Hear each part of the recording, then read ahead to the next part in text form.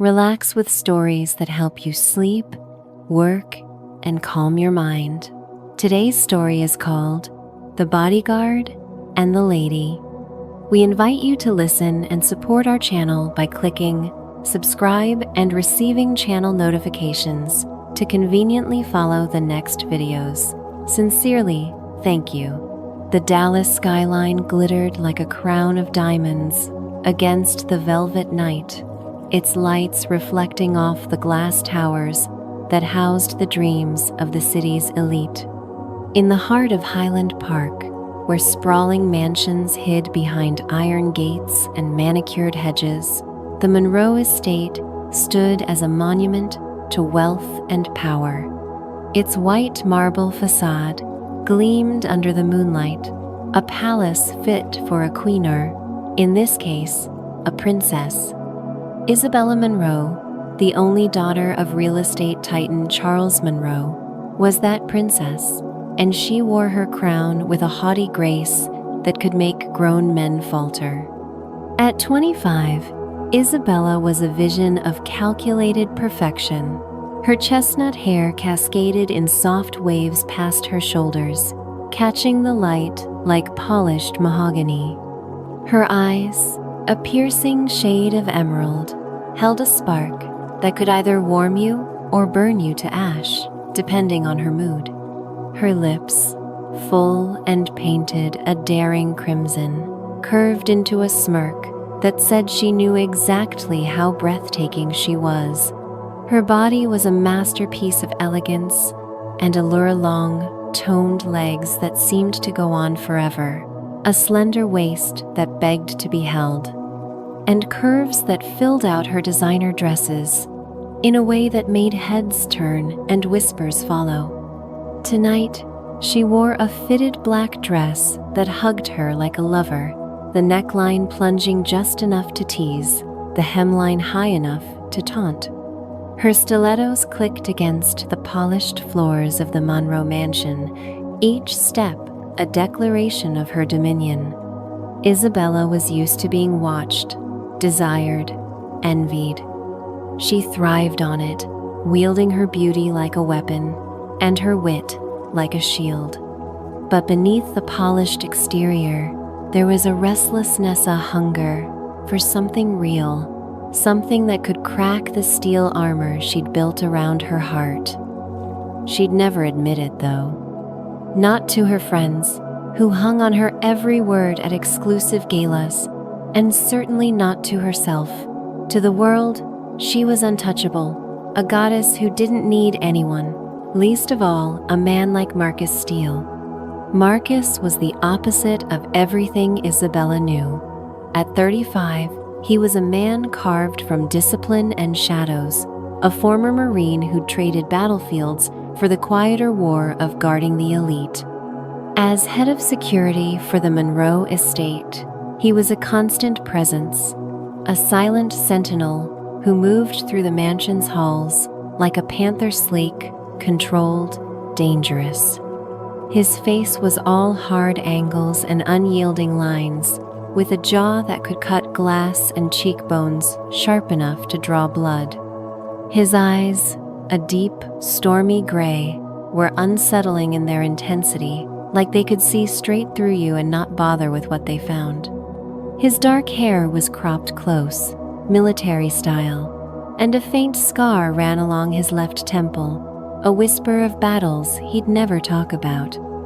His body was a testament to years of training and survival. Broad shoulders strained against the tailored black suit he wore, the fabric doing little to hide the power coiled beneath.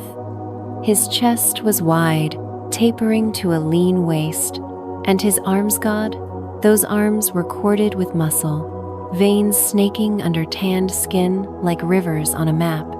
His hands were large, calloused, the kind that could break a man or cradle a woman with equal ease. When he moved, it was with a predator's grace, every step deliberate, every glance weighted. He didn't speak unless he had to, and when he did, his voice was low, gravelly, the kind of sound that settled into your bones and stayed there. Isabella hated him. Or at least, she told herself she did.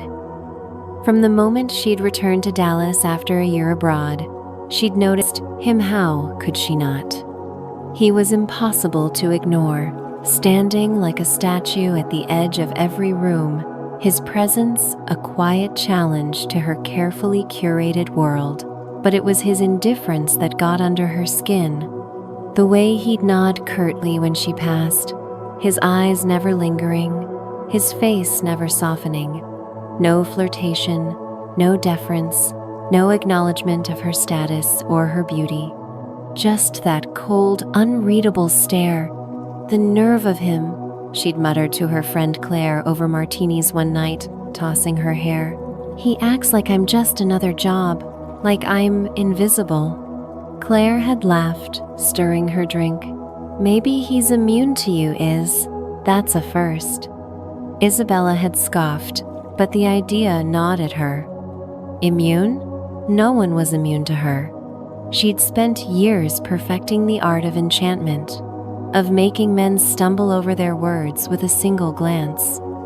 And yet, Marcus Steele, with his icy demeanor and his stupidly perfect face, seemed to see right through her. It was infuriating. It was intriguing. It was a challenge. Marcus, for his part, barely registered Isabella's existence beyond what his job required. He'd seen her type before, spoiled, beautiful, accustomed to getting whatever she wanted with a snap of her manicured fingers. She was a Monroe, which meant she was his responsibility, nothing more. His job was to keep her safe, not to entertain her whims or stroke her ego. He'd dealt with worse than a haughty heiress in his time insurgents in Fallujah, snipers in Kandahar. A 25-year-old with a chip on her shoulder didn't faze him. Still, he wasn't blind. He'd noticed her, how could he not? The way her hips swayed when she walked, the way her laughter filled a room like music, the way her scent, something floral and expensive, lingered in the air long after she'd gone. But noticing was one thing, acting on it was another. Marcus Steele didn't cross lines, not ever. Their first real encounter came on a sweltering August evening, the kind of night where the air hung heavy with heat and the stars hid behind a haze of humidity. The Monroe estate was alive with one of Charles Monroe's infamous parties, the kind that drew Dallas's elite like moths to a flame. Crystal chandeliers cast golden light across the ballroom, where men in tuxedos and women in glittering gowns mingled, their laughter fueled by champagne and ambition. Isabella was in her element, a queen holding court. She moved through the crowd with effortless grace, her black dress clinging to her curves, her smile dazzling enough to make even the most jaded tycoon pause. Every eye was on her, and she drank it in, her confidence a palpable thing. Marcus stood at the edge of the room, his back to the wall, his eyes scanning the crowd. His suit was immaculate, but there was something raw about him, something that set him apart from the polished men around him. He didn't belong here, not really, and he knew it. His world was one of vigilance, of shadows and threats, not champagne and small talk. He watched the guests with a detached efficiency, noting exits, assessing faces, calculating risks. But then his gaze landed on Isabella, and for a moment, just a moment, this focus wavered. She was laughing, her head thrown back, her throat exposed in a way that made his pulse kick up a notch. The dress she wore was a sin, clinging to her body, like it had been poured over her, the fabric catching the light with every move. Her legs, long and bronzed, seemed to beckon with every step, and her breasts, perfectly framed by the dress's neckline, were a distraction he didn't need. He forced his eyes away, jaw tightening. She was a job, nothing more. Isabella felt his stare before she saw it. It was like a physical touch, a prickle of heat that made her skin tingle. She turned, her eyes locking onto his across the room. For a split second, the world fell away, the music, the laughter, the clink of glasses. There was just him, standing there like a storm waiting to break, and her, caught in the pull of his gaze. His eyes were fire and ice, burning with something she couldn't name, freezing her in place. Her breath caught, and for the first time in years, she felt exposed, like he could see every secret she'd ever buried.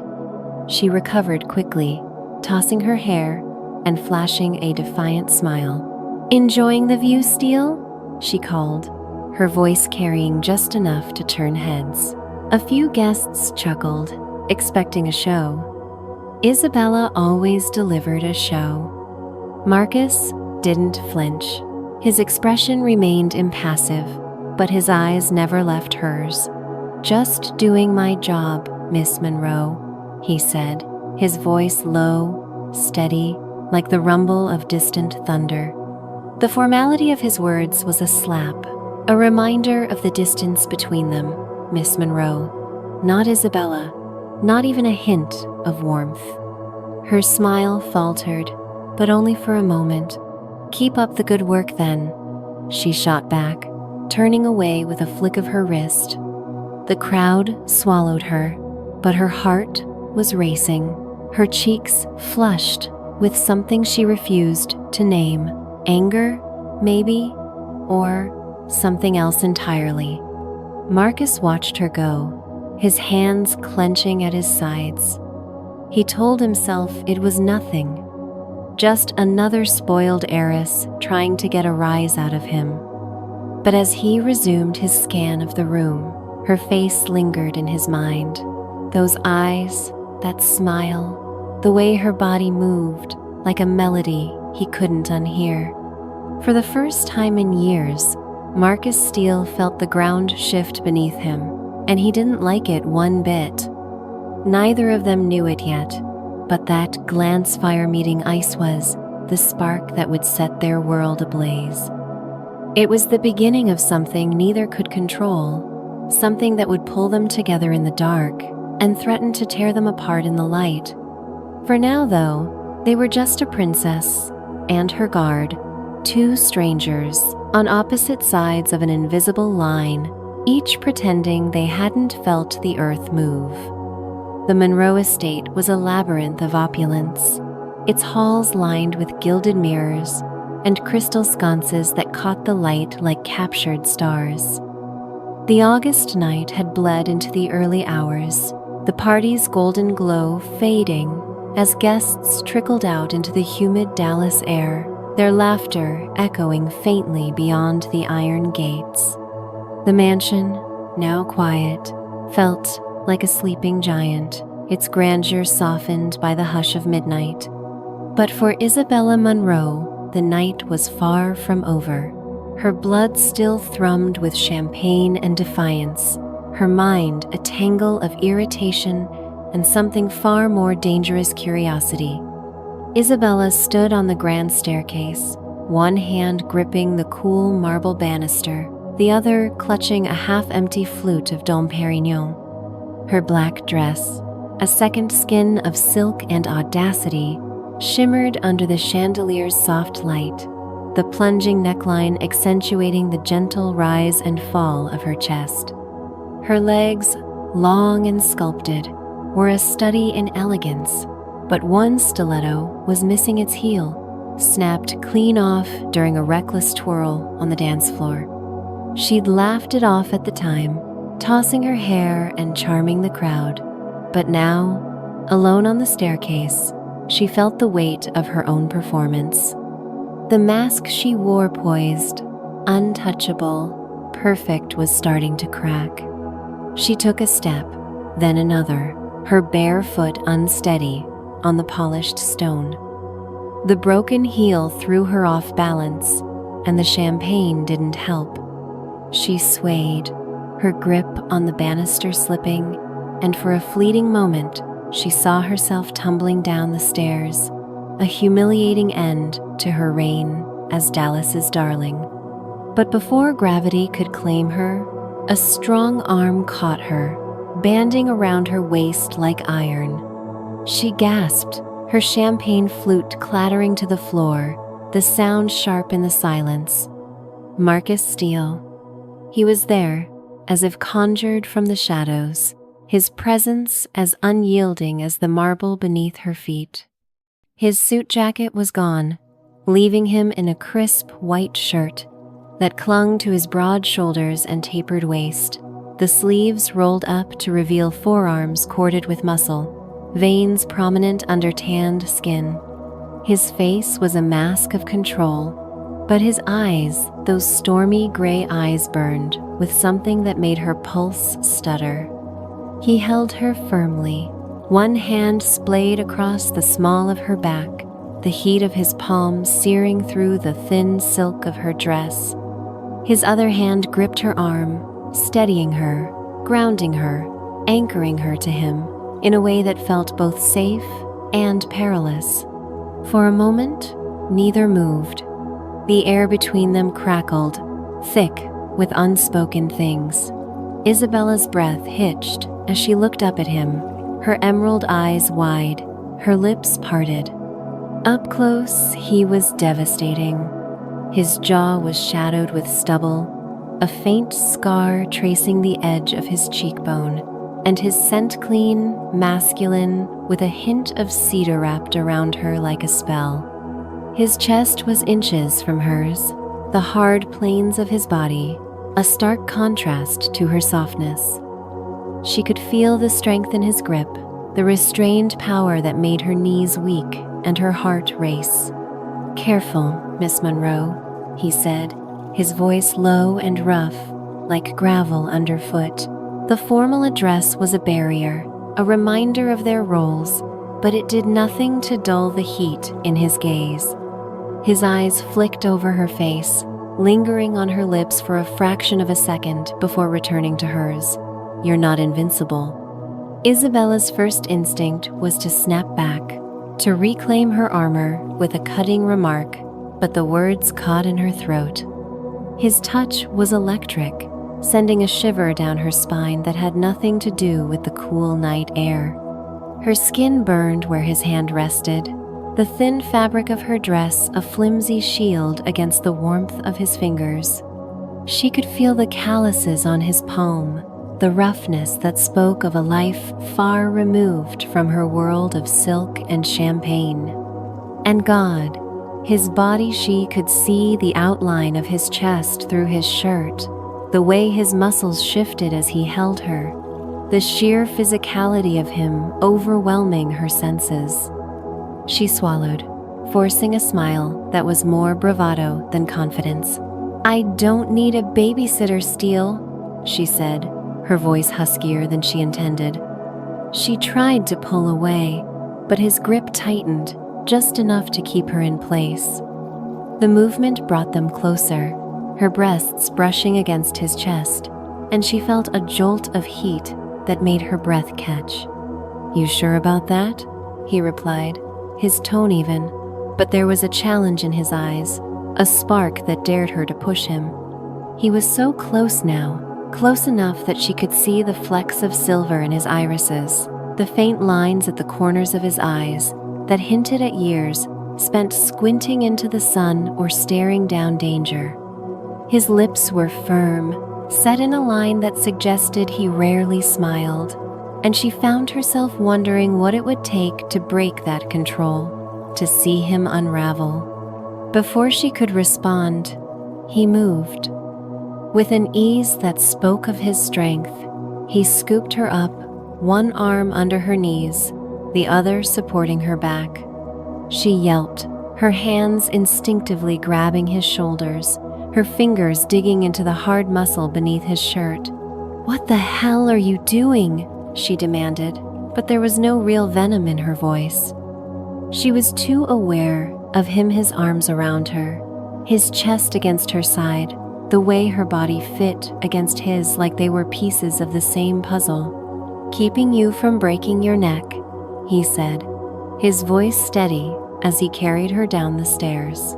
His strides were long, purposeful, and she couldn't help but notice the way his biceps flexed under her weight, the effortless power in his frame. Her heart pounded, her skin tingling where his hands touched her. The dress had ridden up slightly, exposing more of her thigh, and she saw his eyes flick downward for a split second before he looked away, his jaw tightening.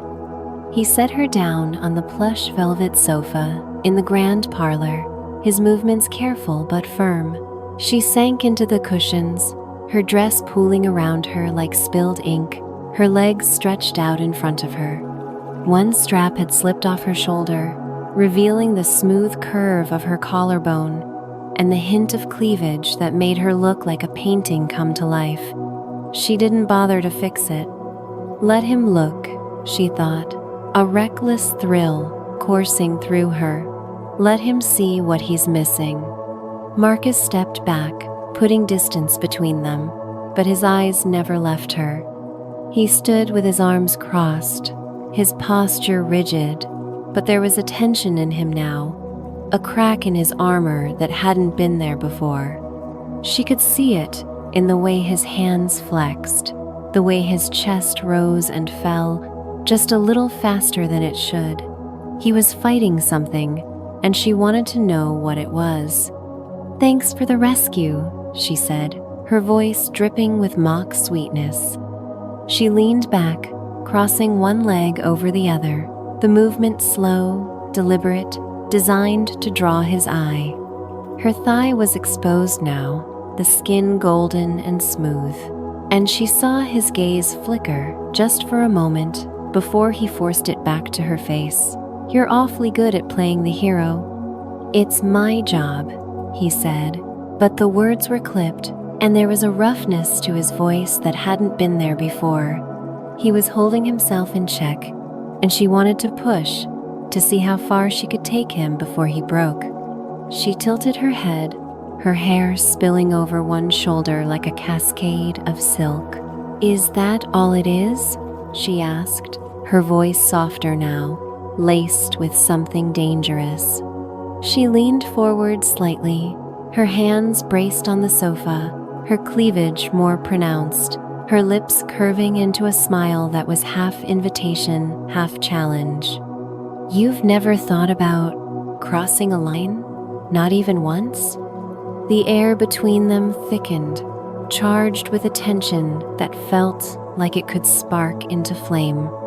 Marcus's eyes darkened, his pupils dilating as he took her in her flushed cheeks, her parted lips, the way her body seemed to call to him, a siren's song wrapped in silk and defiance. For a moment, she thought he might close the distance, might give in to whatever was burning between them. His hands twitched at his sides, and she could see the battle in his eyes, the war between duty and desire. But then he stepped back, his expression hardening. "You're drunk, Miss Monroe," he said, his voice like a blade, cutting through the haze of heat.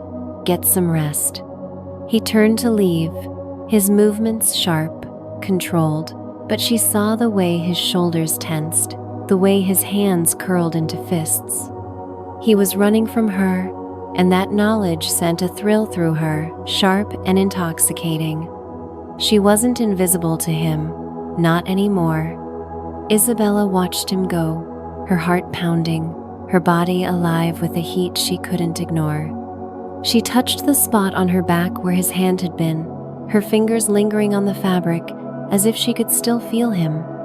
Her skin was flushed, her thighs pressed together against the ache that had bloomed low in her belly. She'd spent years building walls, keeping everyone at arm's length, but Marcus Steele had slipped past her defenses with a single touch, and now she wanted more. She didn't know it yet, but that moment the feel of his hands, the weight of his Gaza had, changed everything. It was the first crack in their carefully constructed roles, the first step toward a collision neither could avoid. For now, though, she was alone in the parlor, her body humming with a need she didn't fully understand, her mind racing with thoughts of a man who is both her protector and her forbidden temptation. Marcus, outside in the cool night air, leaned against the mansion's stone wall, his breath uneven. Her scent clung to him, floral and intoxicating, and he could still feel the warmth of her body in his arms, the softness of her skin under his fingers. He closed his eyes, willing his pulse to slow, but her face was burned into his mind. Those eyes, that smile, the way she'd looked at him like she could see straight through to the parts of him he kept buried. He was a man of control, forged in fire and discipline, but Isabella Monroe was a wildfire, and he was dangerously close to getting burned. The Monroe estate was a world unto itself, a fortress of marble and glass that held secrets in its shadows. Past midnight, the mansion was still, its opulent halls bathed in the soft glow of wall sconces. The only sound the faint hum of air conditioning and the occasional creak of settling wood. The revelry of the earlier party had long faded, leaving behind an almost sacred quiet, as if the house itself were holding its breath. But in the heart of this silence, a storm was brewing, one that had been building since the moment Marcus Steele caught Isabella Monroe on the staircase, his touch igniting something neither could deny. Isabella stood in her bedroom on the third floor, the door slightly ajar, her heart pounding so loudly she was sure it could wake the house. The room was a sanctuary of luxury. A four-poster bed draped in ivory silk, a crystal chandelier casting fractured light across the walls, and a balcony that overlooked the sprawling gardens below. But tonight, the elegance felt suffocating, the air thick with anticipation. She wore a slip of a nightgown, pale lavender and whisper thin, the fabric clinging to her curves like a lover's caress. It barely reached mid-thigh, leaving her long bronzed legs bare, the neckline dipping low to reveal the swell of her breasts, her nipples faintly visible through the sheer material. Her chestnut hair was loose, tumbling over her shoulders in soft waves, and her emerald eyes were bright with a mix of nerves and reckless desire. She'd called Marcus 10 minutes ago, her voice low and urgent over the estate's internal line. "There's someone outside," she'd said, the lie coming easily. "I saw a shadow by the gate. I need you to check." It was a flimsy excuse, and she knew he'd see through it. Marcus wasn't the kind of man who missed details. But she also knew he'd come. He always did. It was his job. After Aller, so he'd claim. But the memory of his hands on her, the heat of his gaze in the parlor, told her there was more to it than duty. She was betting on it. Now, as she paced the room, her bare feet sinking into the plush rug, she felt a thrill that was equal parts fear and exhilaration. She was crossing a line, one she'd never dared to approach before. Isabella Monroe didn't chase men, they chased her. She didn't beg, didn't plead, didn't expose herself to rejection. But Marcus was different. He wasn't swayed by her beauty or her status, didn't bend to her charms like the others, and that made her want him all the more, not just his body, though God knew she wanted that, but something deeper, something she couldn't name. A soft knock at the door made her freeze. "Miss Monroe?"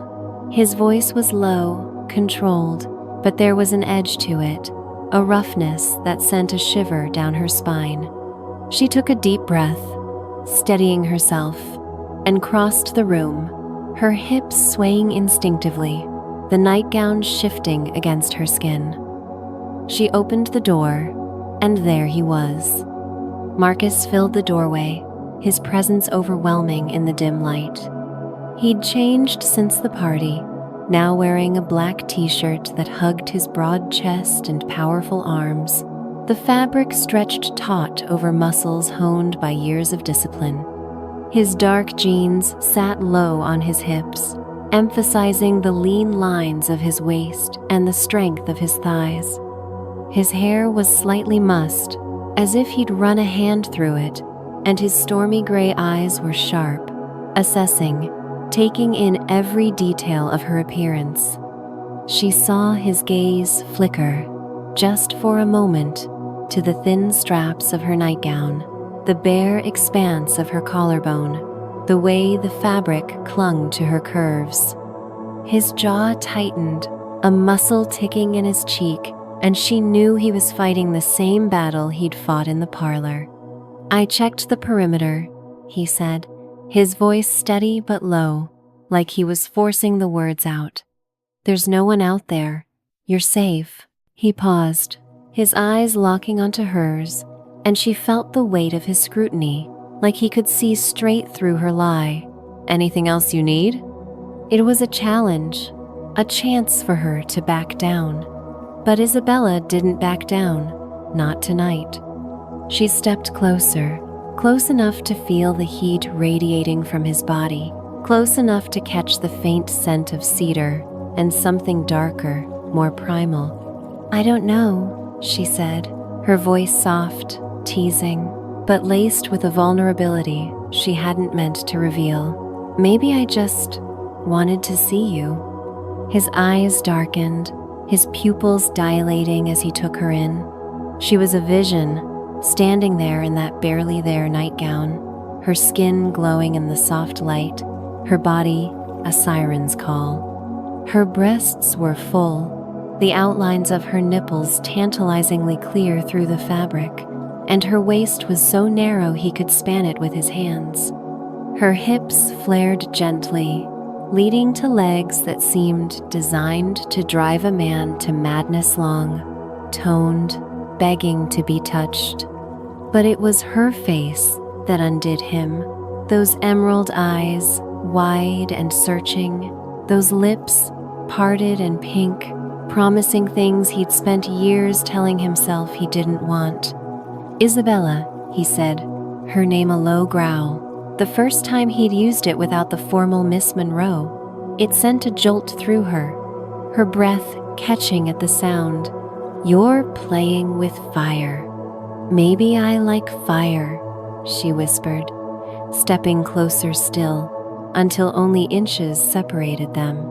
She could see the tension in his body, the way his hands flexed at his sides, the way his chest rose and fell with breaths that weren't as steady as they should be.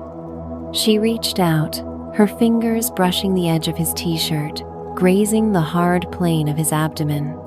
His skin was warm, even through the fabric, and she felt him tense under her touch, a low sound rumbling in his throat. "Don't," he said. But it was more plea than command, and he didn't move away. His eyes were locked on hers, burning with a hunger that mirrored her own. She could see the war in him, the struggle between the man who lived by rules and the one who wanted to break them all for her. She didn't listen. She couldn't. The pull between them was too strong, a current dragging her under. She slid her hand higher, her palm flattening against his chest, feeling the steady thud of his heart, the heat of his skin. "Marcus," she said, her voice barely a breath, and it was like a dam broke.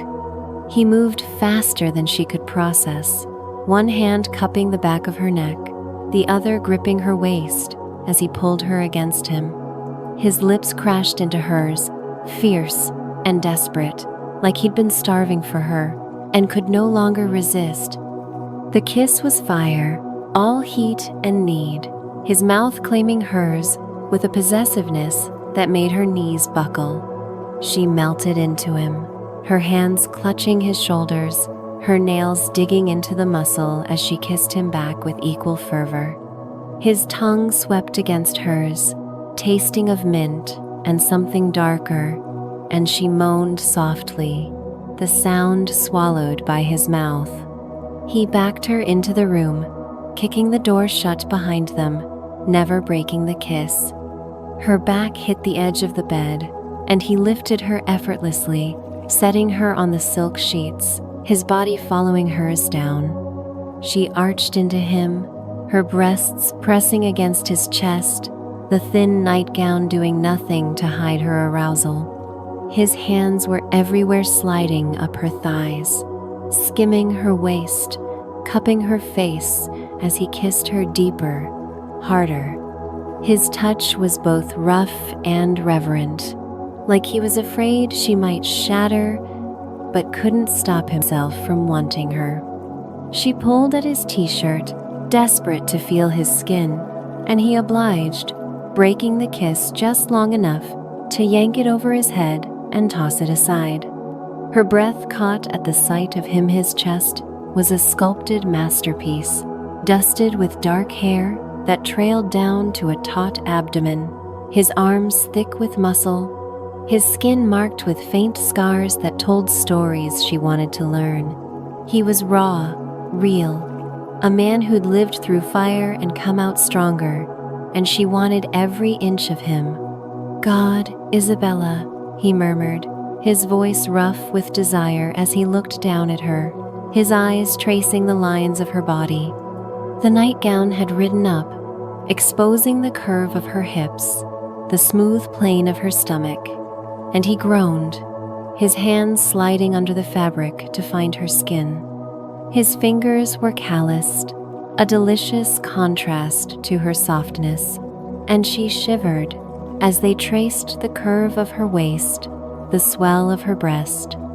He lowered his head, his lips finding the sensitive spot just below her ear, kissing and nipping until she was writhing beneath him, her hands tangled in his hair. "Marcus!" she gasped, her voice a plea, and he answered with a low growl, his mouth moving lower, kissing the hollow of her throat, the curve of her collarbone. He slid the straps of her nightgown down, baring her shoulders, then her breasts, and she arched into him, offering herself without shame.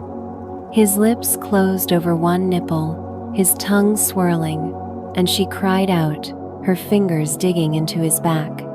He was careful, so careful, but there was a hunger in him, a need that matched her own, and it drove them both to the edge. They moved together in a dance of instinct and desire, shedding the last of their barriers. His jeans hit the floor, revealing the full extent of his strength, his thighs powerful, his arousal evident, his body a testament to everything he'd survived. She reached for him, her hands exploring the planes of his chest, the ridges of his abdomen, the heat of his skin. He was hard and unyielding, yet his touch was gentle, his fingers tracing her curves like she was something precious, something he didn't deserve but couldn't resist. When he entered her, it was slow, deliberate, his eyes locked on hers, as if he needed to see her, to know she was with him. She gasped, her body adjusting to his size, the sensation overwhelming but perfect. He moved with a rhythm that was both fierce and tender, his hands gripping her hips, her thighs, anchoring her to him. She wrapped her legs around him, pulling him closer, deeper, her nails raking down his back as she lost herself in the feel of him. There were no words, no need for them. Their bodies spoke, their breaths mingled, their hearts pounded in sync. The world outside ceased to exist. There was no mansion, no roles, no rules. There was only Marcus and Isabella, two souls colliding in the dark, finding in each other something they'd never known they needed. He held her like she was fragile, kissed her like she was air, loved her like she was the only thing that mattered. And she gave herself to him completely, her walls crumbling, her heart open for the first time in years. When it was over, they lay tangled in the sheets, her head on his chest, his arm around her, his heartbeat was steady under her ear, his skin warm against hers. She traced the scar on his shoulder, her fingers gentle, and he caught her hand, pressing a kiss to her palm. They didn't speak, didn't need to. The silence was enough, heavy with the weight of what they'd done, what they'd become. But even in that perfect moment, a shadow lingered. They both knew this couldn't last, not like this. He was her guard, she was his charge. The world outside would never understand, never allow it. Yet as she drifted to sleep in his arms, her body sated, her heart full, Isabella didn't care. For tonight, they belonged to each other, and that was enough. Marcus stayed awake, watching her sleep, her face soft and unguarded in a way he'd never seen. Her lips were swollen from his kisses, her hair a mess of waves across the pillow, and she was the most beautiful thing he'd ever seen. He knew he should leave, should walk away before this went any further, but he couldn't, not yet. For the first time in his life, Marcus Steele was afraid not of danger, but of losing something he'd only just found. The Monroe estate had become a paradox, a place of rigid order by day and reckless abandon by night. In the harsh light of morning, the mansion resumed its role as a bastion of wealth and propriety, its marble floors gleaming, its staff bustling with practiced efficiency. Isabella Monroe was once again the untouchable heiress, her every move a performance of grace and control, her emerald eyes sharp with the confidence of someone who owned the world. Marcus Steele was the stoic guard, his face an unreadable mask, his gray eyes scanning the grounds with the vigilance of a man who'd seen too much to trust in peace.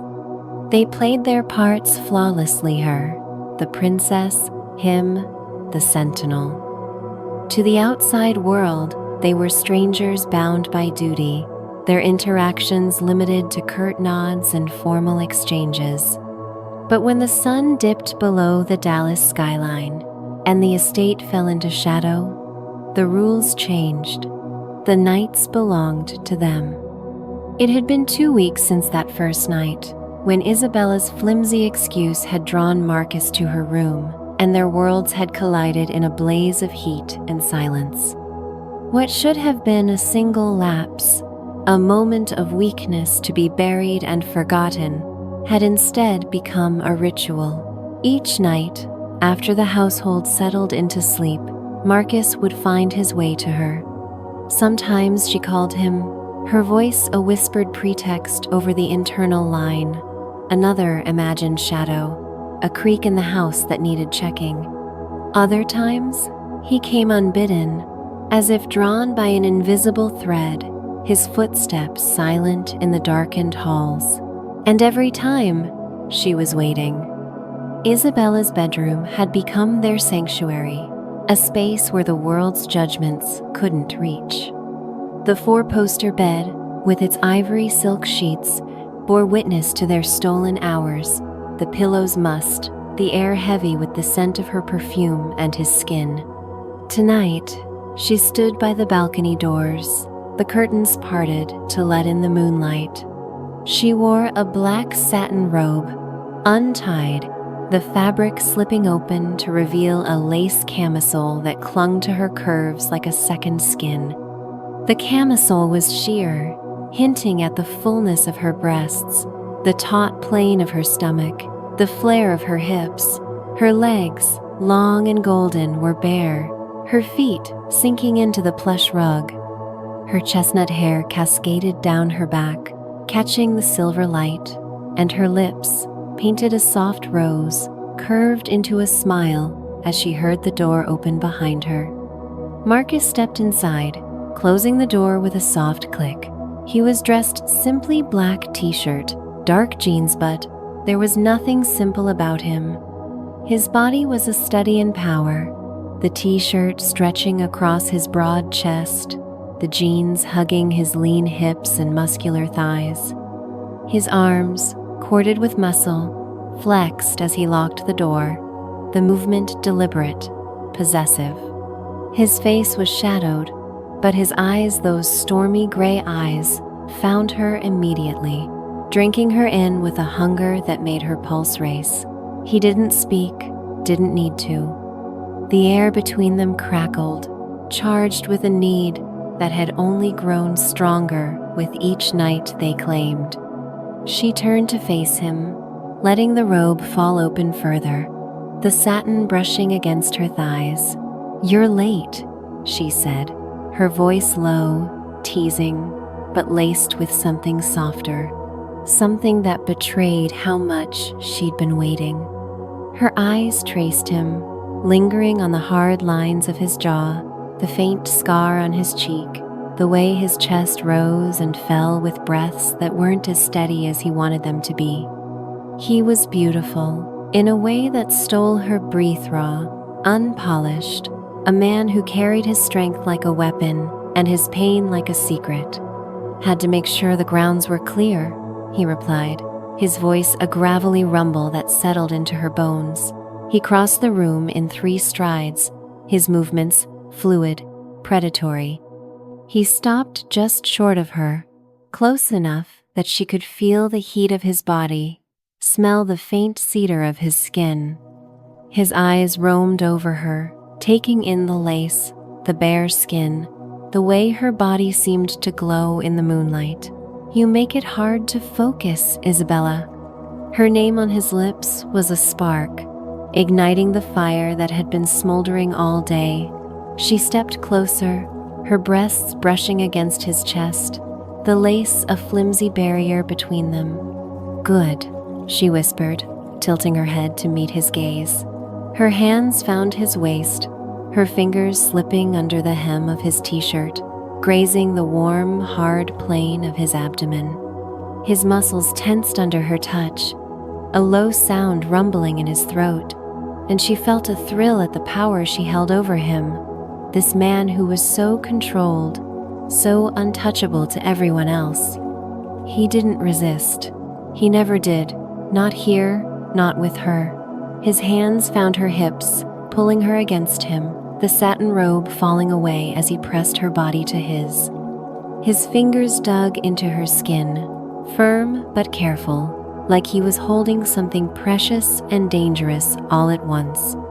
He lowered his head, his lips brushing the curve of her neck, and she shivered, her hands sliding up his chest, feeling the steady thud of his heart. "You're gonna be the death of me," he murmured against her skin, his breath hot, his voice rough with want. "Then die happy," she shot back, her voice breathy, her nails grazing his shoulders as she tugged at his t-shirt. He pulled it off in one swift motion, tossing it aside, and she took a moment to admire him, the sculpted planes of his chest, the trail of dark hair that disappeared into his jeans, the scars that marked him like a map of battles won. His body was a masterpiece of strength and survival, every muscle defined, every line telling a story she wanted to memorize. She reached for him, her hands exploring, her touch both reverent and greedy. He kissed her then, fierce and deep, his mouth claiming hers with a possessiveness that made her knees weak. His tongue swept against hers, tasting her, devouring her, and she moaned softly, her hands tangling in his hair. He backed her toward the bed, his hands sliding under the camisole, finding the soft curve of her waist, the swell of her breasts. The lace was no match for his touch, and he pushed it up, bearing her to him. Her skin was flawless, golden in the moonlight, her breasts full and perfect, her nipples hardening under his gaze. He groaned, a sound that vibrated through her, and lowered his head, his lips closing over one peak, his tongue swirling until she was arching into him, her gasps filling the room. "Marcus," she breathed, her voice a prayer, a plea, a promise. She'd learned to say his name like this, in the dark, when it was just them. It was a sound that belonged to these moments, a secret she kept locked in her heart. He answered with a growl, his hands sliding down her body, hooking under her thighs to lift her onto the bed. The camisole was gone now, discarded somewhere in the haze, and she lay before him in nothing but lace panties, her body an offering, her eyes locked on his. He stood for a moment, just looking at her, his chest heaving, his eyes dark, with a need that bordered on reverence. She was breathtaking, her curves soft yet strong, her skin glowing, her hair splayed across the sheets like a halo. Her thighs were parted slightly, the lace barely covering her, and he could see the heat in her eyes, the way her body called to him. "You're too damn perfect," he said, his voice rough, almost accusatory, like her beauty was a crime he couldn't forgive. "Then do something about it," she challenged, her lips curving into a smile that was both invitation and dare. She reached for him, her fingers brushing the waistband of his jeans, and he didn't stop her. He shed the rest of his clothes, revealing the full extent of his power, his thighs thick with muscle, his arousal undeniable, his body a testament to everything he was. She pulled him down to her, her legs wrapping around his hips, and they moved together, their bodies finding a rhythm that was as natural as breathing.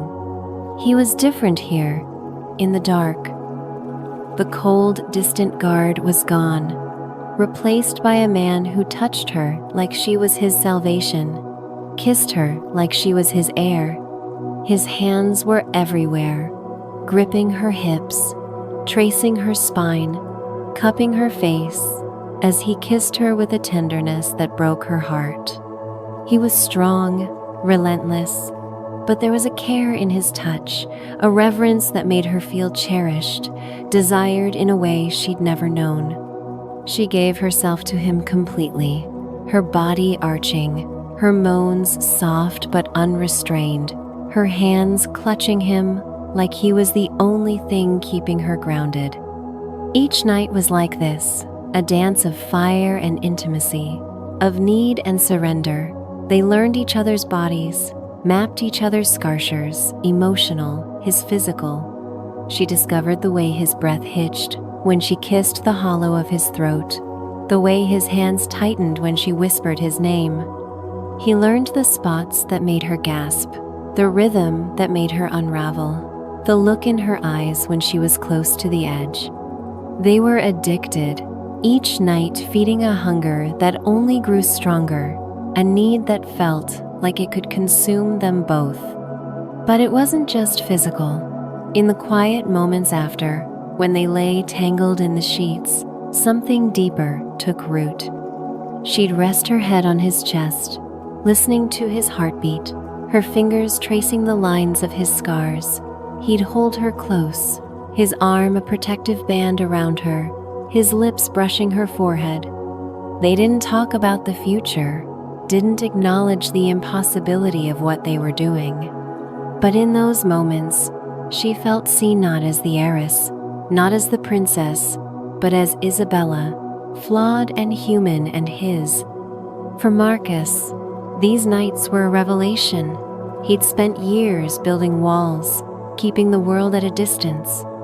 He'd known desire before, but never like this, never this all-consuming need that made him question everything he was. With Isabella, he was someone else, someone who could feel, who could want, who could fear. He feared losing her, feared the moment when the world would intrude, when he'd have to let her go. Because she wasn't his, not really. She was a Monroe, and he was just the man paid to keep her safe. But in the dark, when she looked at him with those emerald eyes, when she said his name like it was a vow, he could almost believe otherwise. By day, they were careful, their interactions brief and professional. She'd pass him in the hall, her chin high, her smile cool, and he'd nod, his face impassive, his eyes never lingering. But there were momentous glances, a brush of fingers, when no one was looking that betrayed the truth. The staff noticed nothing, or so they thought. The other guards saw Marcus as the same unyielding leader. The maids saw Isabella as the same haughty mistress, but the tension between them was a live wire, humming beneath the surface, waiting to spark. Isabella began to live for the nights, for the moment when the house went quiet and Marcus became hers. She'd catch herself watching him during the day, her eyes tracing the lines of his body as he stood at his post, her mind replaying the feel of his hands, the taste of his kiss. She wanted more than stolen hours, wanted to know him, the man behind the scars, the heart behind the walls, but she didn't ask, didn't push. She was afraid of what the answers might mean, afraid of what it would cost them both. Marcus, too, was caught in the pull of their secret. He'd always been a man of control, but Isabella was his undoing. Every night, he told himself it would be the last, that he'd walk away before it went too far. But then she'd open her door, her eyes bright with want, her body calling to him, and he was lost. He was falling, and he knew it, but he couldn't stop. She was his weakness, his addiction, and he was terrified of what it would mean when the world caught up with them. For now, though, they had the nights. And in those hours, they were everything to each other, lovers, equals, a man and a woman unbound by the roles that defined them. As they lay together, her body curled against his hand stroking her hair, they could pretend the dawn wouldn't come, that the world wouldn't tear them apart. But deep down, they both knew the truth. Their time was borrowed, their love a flame that burned too bright to last. The Monroe estate, with its towering columns and manicured gardens, had always been a fortress of control, a place where every detail was curated, every moment orchestrated. But beneath its polished surface, cracks were forming, invisible to the untrained eye, but growing wider with each stolen night. For weeks, Isabella, Monroe, and Marcus Steele had danced on the edge of a precipice, their secret, a flame that warmed them in the dark but threatened to consume them in the light. Now, as September's golden heat gave way to the first crisp whispers of autumn, the world they'd so carefully guarded was beginning to unravel, and neither was prepared for the chaos it would unleash. By day, Isabella was the picture of perfection, her beauty a weapon she wielded with precision. She moved through the mansion's halls in tailored dresses that hugged her curves today, a deep burgundy sheath that accentuated her slender waist and the gentle swell of her hips, the neckline modest but teasing, hinting at the body beneath. Her chestnut hair was swept into an elegant updo, a few tendrils framing her face, softening the sharpness of her emerald eyes. Her lips, painted a soft coral, curved into smiles that charmed and deflected, keeping everyone at a distance. She was the heiress, the untouchable daughter of Charles Monroe, and she played the role to perfection. But inside, she was a storm, her heart racing with thoughts of Marcus, her body aching for his touch, her mind wrestling with the fear that their time was running out. Marcus, too, was a master of disguise. He stood at his post near the estate's main entrance, his black suit impeccable, his posture rigid, his gray eyes scanning the grounds with the intensity of a hawk. His face was a mask of stoicism, the faint scar on his cheek, the only hint of the battles he'd fought, both on foreign soil and within himself. His broad shoulders filled the suit jacket, the fabric straining slightly over the muscles of his arms, his chest a wall of strength that belied the turmoil beneath. To the staff, He was the same unyielding head of security, his voice low and commanding, his presence a quiet assurance. But every glance at Isabella, every moment their paths crossed, was a test of his control. Her scent, floral, expensive, intoxicating, lingered in the air, and the memory of her body pressed against his haunted him, a constant reminder of what he stood to lose. Their nights had become a lifeline, a secret world where they could shed their roles and be simply Marcus and Isabella. But the days were a different story, a tightrope walk of stolen glances and careful distance. They'd grown adept at hiding their connection, their interactions limited to the bare minimum required by their roles. A nod as she passed him in the hall, a brief report on security matters, always formal, always guarded. But there were moments her fingers brushing his as she handed him a glass of water, his eyes lingering a second too long on her lips that betrayed the truth. They were playing with fire, and the flames were creeping closer. The first sign of trouble came on a Wednesday morning, when the estate was buzzing with preparations for Charles Monroe's annual charity gala. The staff moved like a well-oiled machine, polishing silver, arranging flowers, coordinating with caterers. Isabella was in the grand parlor, overseeing the placement of crystal centerpieces, her voice calm but firm as she directed the maids. Marcus was nearby, reviewing security protocols with his team, his presence a steady anchor in the chaos. They hadn't spoken since the night before, when he'd slipped into her room and they'd lost themselves in each other, her gasps muffled against his shoulder, his hands mapping her body like it was the only truth he knew. But something felt off today.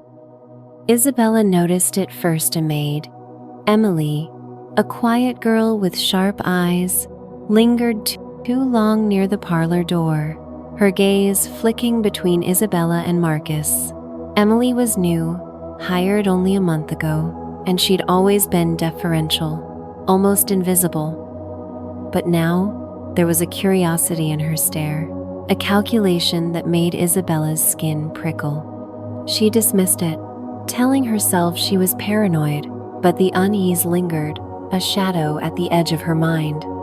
Marcus felt it too. He'd caught Emily watching him earlier, her phone in hand, her expression unreadable. He was trained to notice anomalies, to sense when something was out of place, and Emily was out of place. He made a mental note to check her background again, to ensure she was who she claimed to be.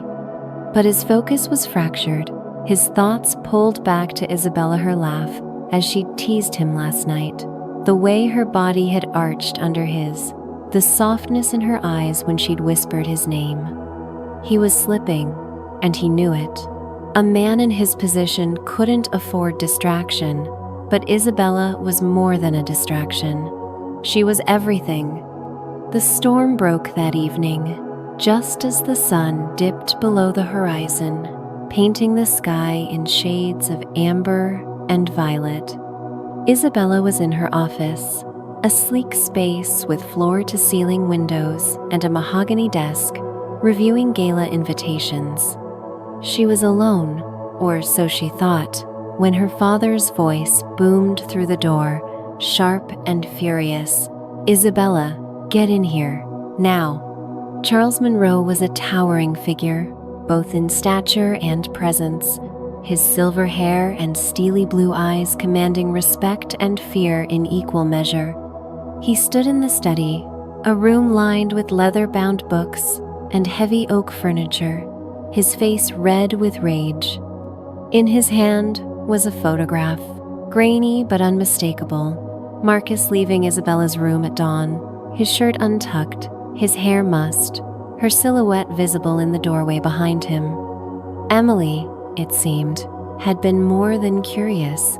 She'd been watching, waiting, and now she delivered her evidence.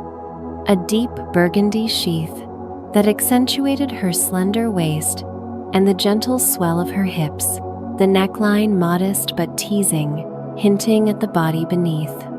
Her chestnut hair was swept into an elegant updo, a few tendrils framing her face, softening the sharpness of her emerald eyes. Her lips, painted a soft coral, curved into smiles that charmed and deflected, keeping everyone at a distance.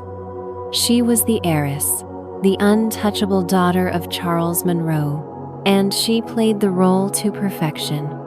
But inside, she was a storm, her heart racing with thoughts of Marcus, her body aching for his touch, her mind wrestling with the fear that their time was running out. Marcus, too, was a master of disguise. He stood at his post near the estate's main entrance, his black suit impeccable, his posture rigid, his gray eyes scanning the grounds with the intensity of a hawk. His face was a mask of stoicism, the faint scar on his cheek, the only hint of the battles he'd fought, both on foreign soil and within himself. His broad shoulders filled the suit jacket, the fabric straining slightly over the muscles of his arms, his chest a wall of strength that belied the turmoil beneath. To the staff, he was the same unyielding head of security, his voice low and commanding, his presence a quiet assurance. But every glance at Isabella, every moment their paths crossed, was a test of his control. Her scent floral, expensive, intoxicating lingered in the air, and the memory of her body pressed against his haunted him, a constant reminder of what he stood to lose. Their nights had become a lifeline, a secret world where they could shed their roles and be simply Marcus and Isabella. But the days were a different story, a tightrope walk of stolen glances and careful distance.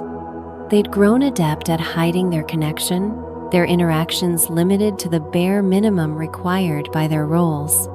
A nod as she passed him in the hall, a brief report on security matters, always formal, always guarded. But there were moment-sure fingers brushing his as she handed him a glass of water, his eyes lingering a second too long on her lips that betrayed the truth. They were playing with fire, and the flames were creeping closer. The first sign of trouble came on a Wednesday morning, when the estate was buzzing with preparations for Charles Monroe's annual charity gala. The staff moved like a well-oiled machine, polishing silver, arranging flowers, coordinating with caterers. Isabella was in the grand parlor, overseeing the placement of crystal centerpieces, her voice calm but firm as she directed the maids. Marcus was nearby, reviewing security protocols with his team, his presence a steady anchor in the chaos. They hadn't spoken since the night before, when he'd slipped into her room and they'd lost themselves in each other, her gasps muffled against his shoulder, his hands mapping her body like it was the only truth he knew. But something felt off today. Isabella noticed it. First a maid, Emily, a quiet girl with sharp eyes, lingered too long near the parlor door, her gaze flicking between Isabella and Marcus.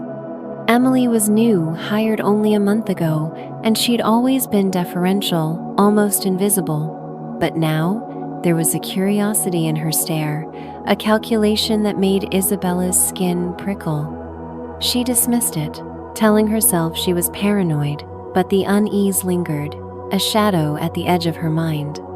Marcus felt it too. He'd caught Emily watching him earlier, her phone in hand, her expression unreadable. He was trained to notice anomalies, to sense when something was out of place, and Emily was out of place. He made a mental note to check her background again, to ensure she was who she claimed to be. But his focus was fractured. His thoughts pulled back to Isabella, her laugh, as she'd teased him last night, the way her body had arched under his, the softness in her eyes when she'd whispered his name. He was slipping, and he knew it. A man in his position couldn't afford distraction, But Isabella was more than a distraction. She was everything. The storm broke that evening, just as the sun dipped below the horizon, painting the sky in shades of amber and violet. Isabella was in her office, a sleek space with floor-to-ceiling windows and a mahogany desk, reviewing gala invitations. She was alone, or so she thought, when her father's voice boomed through the door, sharp and furious. "Isabella, get in here, now." Charles Monroe was a towering figure, both in stature and presence, his silver hair and steely blue eyes commanding respect and fear in equal measure. He stood in the study, a room lined with leather-bound books and heavy oak furniture, his face red with rage. In his hand was a photograph, grainy but unmistakable Marcus leaving Isabella's room at dawn, his shirt untucked, his hair mussed, her silhouette visible in the doorway behind him. Emily, it seemed, had been more than curious. She'd been watching, waiting, and now she'd delivered her evidence to the one man who could destroy them. "Do you have any idea what this means?" Charles roared, slamming the photo onto the desk. His voice shook the room, his anger a palpable force. "This Manthis employee sneaking around with my daughter? In my house? Do you think I'm a fool, Isabella? Dreamed of nights with her, of a life where he could be more than her guard, but he'd always known it was a fantasy.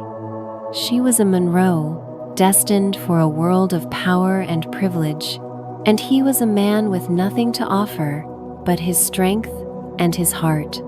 He'd crossed a line, and now he had to pay the price." Isabella's heart stopped, her breath catching as she stared at the photo. It was a violation, a moment meant to be theirs alone, now twisted into something sordid. She forced herself to meet her father's gaze, her chin lifting, her voice steady, despite the panic clawing at her chest. "It's not what you think," she said, but the words felt hollow, a lie that couldn't hold. "Not what I think?" Charles's laugh was bitter, cutting.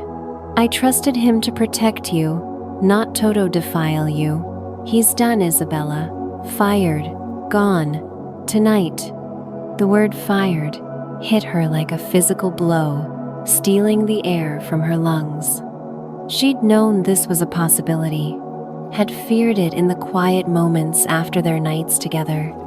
But hearing it now, seeing the finality in her father's eyes, made it real. "You can't," she said, her voice rising, her composure cracking. "He's done nothing wrong. He's crossed a line," Charles interrupted, his fist slamming the desk. "He's a hired man, Isabella. He's beneath you. You're a Monroe. For God's sake, act like it." The words stung, not because they were true, but because they echoed the fears she'd buried. The fear that Marcus would always be seen as less, that their love could never survive the weight of her world. She stood, her hands trembling, her eyes blazing. "You don't get to decide who I love," she said, the words slipping out before she could stop it. Love. She hadn't meant to say it, hadn't even admitted it to herself, but there it was, raw and undeniable. Charles's face softened for a moment, shock replacing anger, but it was fleeting. "Love?" he scoffed. "This isn't love. This is a mistake, and I'm fixing it." He turned to the intercom, barking an order for Marcus to be summoned immediately. Isabella's mind raced, her heart pounding as she realized what was coming. She wanted to run, to find Marcus, to warn him, but her feet felt rooted to the floor, her body paralyzed by the weight of what was happening. When Marcus entered the study, his face was calm, his posture straight, but she saw the flicker of understanding in his eyes, the way his jaw tightened as he took in the scene. Charles's fury, the photo on the desk, Isabella's pale face. "Explain this," Charles demanded, thrusting the photo toward him. Marcus didn't flinch. He glanced at the image, his expression unreadable, then met Charles's gaze. "There's nothing to explain," he said, his voice low, steady. "If you want me gone, I'm gone." The simplicity of his response, the resignation in his tone, broke something in Isabella. She stepped forward, her voice shaking. "Number, you don't get to just walk away. Not like this." Her eyes were on Marcus now, pleading, her heart laid bare. Tell him what we are." But Marcus didn't. He looked at her, and for the first time, she saw something new in his eyes' defeat. "I'm the one who should leave," he said, his voice quiet but firm. This was never supposed to happen.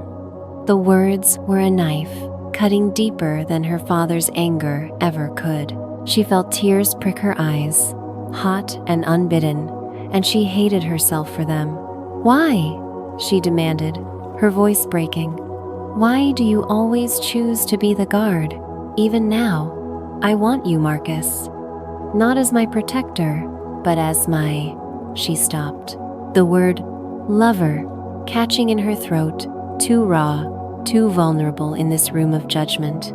Marcus's face softened, just for a moment, and she saw the pain in his eyes, the love he wouldn't speak. "You deserve more than this," he said, his voice barely above a whisper. "More than me." Charles seized the moment, his voice cold. "You're dismissed, Steele. Pack your things.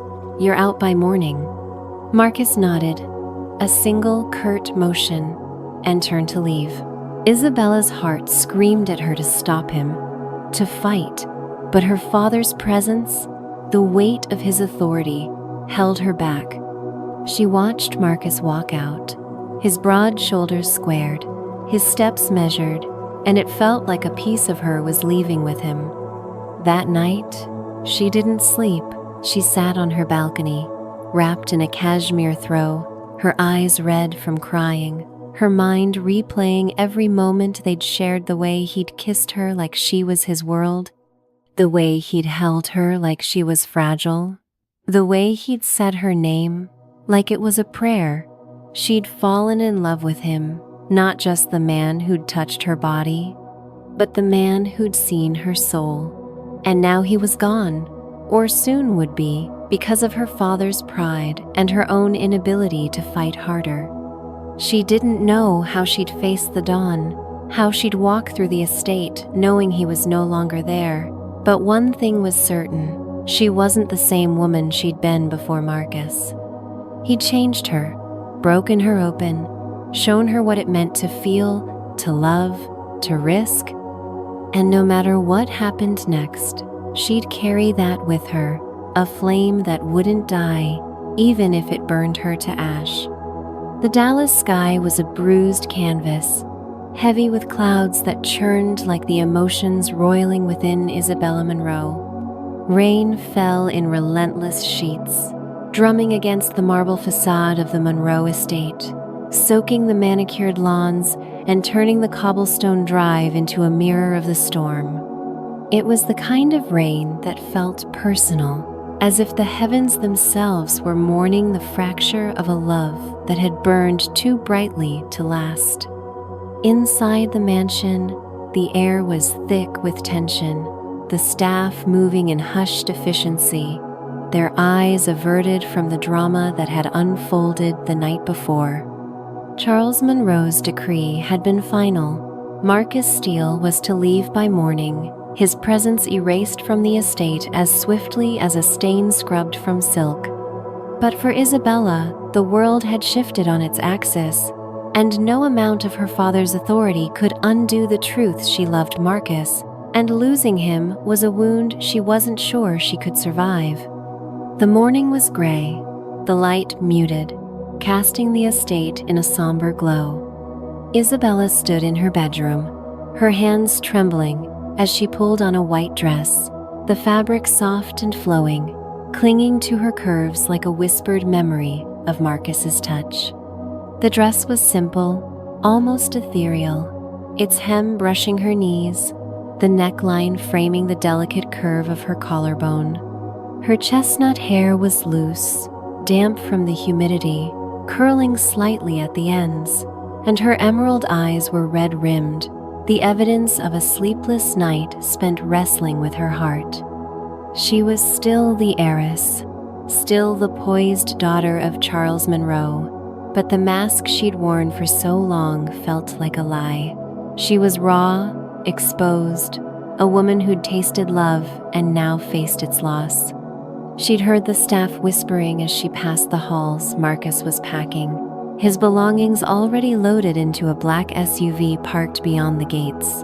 The clock was ticking, each second a step closer to his departure. Isabella's heart pounded, a frantic rhythm that urged her to act, to do something, anything, to keep him from walking out of her life. She'd stood frozen in her father's study the night before, silenced by his rage and Marcus's resignation, but she wouldn't let fear win again. Not today. Not when everything she wanted was slipping through her fingers. She slipped on a pair of flats, ignoring the rain, and ran down the grand staircase, her dress billowing behind her. The mansion's opulence blurred past crystal chandeliers, gilded mirrors, marble floors as she moved with a purpose she'd never felt before. The front doors loomed ahead, heavy oak carved with intricate designs, and she pushed them open, stepping into the storm without hesitation. The rain hit her like a slap, cold and unrelenting, soaking her dress in seconds, the white fabric turning translucent, clinging to her body like a second skin. Her hair plastered to her face, her breath coming in sharp gasps, but she didn't care. She had to find him.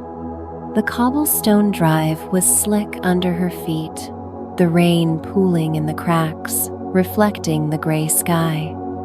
The gates were open, the black SUV idling just beyond, its headlights cutting through the downpour. Marcus was there, standing by the vehicle, his broad shoulders hunched against the rain, his black jacket slick with water. He was a vision of strength even now, his body a fortress of muscle and resolve, his dark hair plastered to his forehead, his gray eyes scanning the horizon as if he could will himself to leave without looking back. His jaw was set, the faint scar on his cheek stark against his tanned skin, and his hands, those hands that had held her, loved her were, clenched at his sides. "Marcus!" Isabella's voice broke through the rain, raw and desperate, carrying over the roar of the storm. He turned, his eyes finding her, and for a moment the world stopped. She stood there, drenched and trembling, her dress molded to her curves, her breasts outlined by the wet fabric, her waist a narrow hourglass, her legs long and bare. She was breathtaking, even in her vulnerability, her beauty, a beacon in the gray. But it was her eyes that held him, those emerald eyes, bright with tears and determination, pleading for him to stay. He took a step toward her, then stopped, his face a mask of conflict. "Isabella," he said, his voice low, rough, almost lost in the rain. "Go back inside. You'll get sick." "I don't care," she shouted, closing the distance between them, her flats slipping on the wet stone. She stopped just short of him, her chest heaving, her hands reaching for him, but hesitating, as if afraid he'd vanish if she touched him.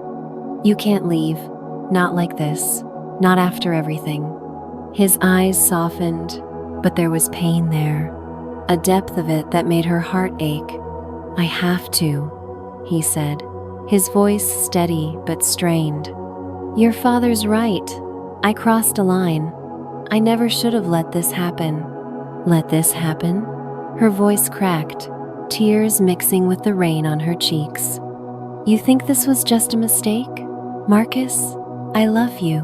The words spilled out, reckless and true, hanging in the air like a fragile thread. She'd said it to her father, but saying it to Marcus felt different, terrifying, liberating, like baring her soul to the storm. He flinched, as if the words were a blow, and for a moment she saw the man she'd known in the dark, the man who'd kissed her like she was his world, who'd held her like she was his salvation. But then his face hardened, his walls slamming back into place. "You don't know what you're saying," he said, but his voice wavered, betraying him. "You're a Monroe. You have a life I can't be part of." "Stop it!" she cried, stepping closer, her hands grabbing the front of his jacket, her fingers curling into the wet fabric. "Stop acting like you're just the guard. You're more than that to me. You're everything." Her voice broke, her body trembling, but she didn't let go. She couldn't, not when he was standing there, so close, his scent cedar and rain filling her senses, his warmth a contrast to the cold.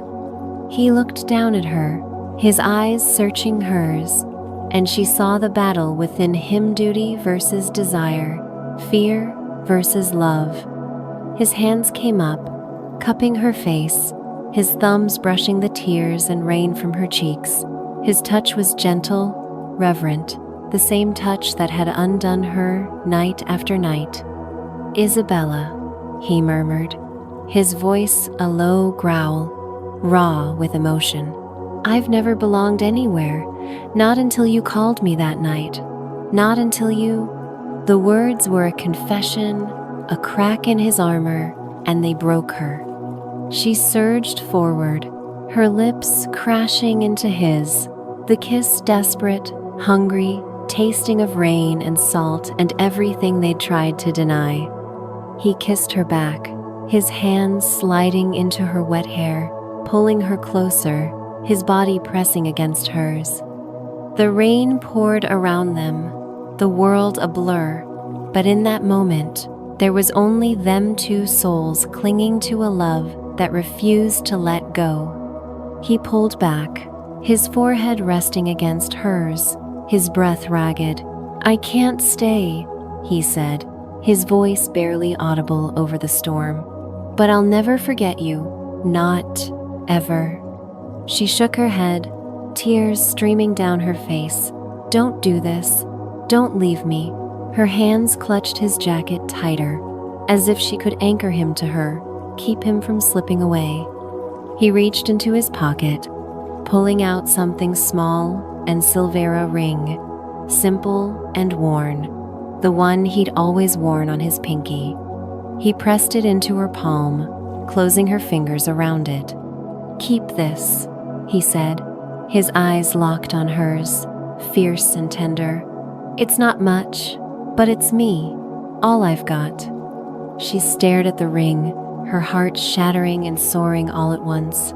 It was a promise, unspoken but real, a piece of him she could hold on to. "Marcus," she whispered, but he was already stepping back, his hands falling away, the distance between them growing. He turned, climbing into the SUV, the door slamming shut with a finality that echoed in her chest. The engine roared to life, the headlights flaring, and then he was gone, the vehicle disappearing into the rain, swallowed by the storm. Isabella stood there, soaked and alone, the ring clutched in her hand, her body shaking with sobs she couldn't contain. The gates closed behind him, iron clanging against iron, and it felt like the end of everything. But it wasn't, not quite. The ring was warm in her palm, a reminder that he'd loved her, that he'd left a piece of himself with her.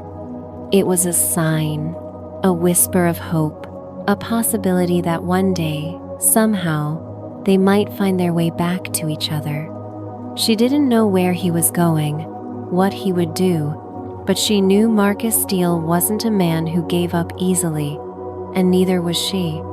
As she walked back to the mansion, the rain still falling, her dress clinging to her like a ghost of their love, she made a silent vow. She'd fight for him, for them, in ways she hadn't before. She'd find a way to bridge the gap between their worlds, to prove that love could be stronger than pride, stronger than rules. The story wasn't over, not yet. And for those of you listening, wondering what happens next, whether Isabella and Marcus will defy the odds or be torn apart forever, the answers are coming. Their journey is far from finished, and the next chapter of their love, their fight, their destiny is waiting. Stay tuned to my channel for the continuation of this tale, where secrets unravel, hearts collide, and the promise of a ring might just change everything. Will they find each other again, or will the storm keep them apart? You'll have to come back to find out.